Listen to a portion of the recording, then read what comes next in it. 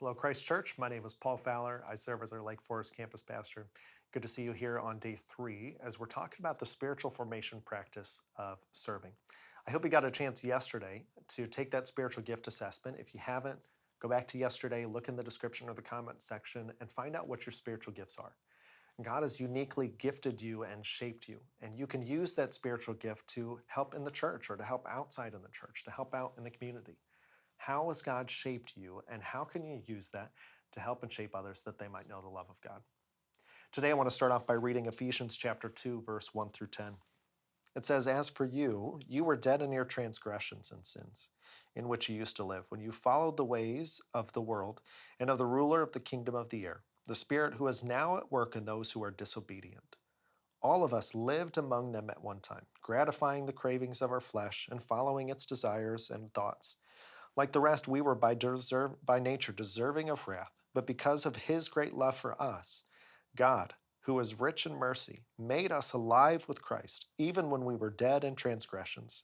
It is by grace you have been saved, and God raised us up with Christ and seated us with him in the heavenly realms in Christ Jesus, in order that in the coming ages he might show the incomparable riches of his grace expressed in his kindness to us in Jesus Christ. For it is by grace you have been saved, through faith. This not of yourselves, it is the gift of God, not by works, so that no one can boast. For we are God's handiwork, created in Christ Jesus to do good works, which God prepared in advance for him." What's important here is you need to understand you cannot do good things to earn God's favor. You cannot do good things to earn God's love. We don't do good things that we earn heaven. And this is really important when we talk about service, because it's easy for us to drift into a place that we measure our self-worth before God by the amount of good things we've done or the amount of bad things we've done. That's not how it works, and that's not what this passage is saying. Verse 8 specifically said, "It is by grace you have been saved." Verse 9 says, "It's not by works." And it almost seems contradictory where Paul goes next. In verse 10, he turns it back and he says, "But you were created to do good works." In fact, these good works were prepared in advance for you to do. It's not contradictory. God has prepared good works in advance for you to do, not that you would earn your salvation, but that you would do good works for others as an outflow of an understanding of who God is and his love for you.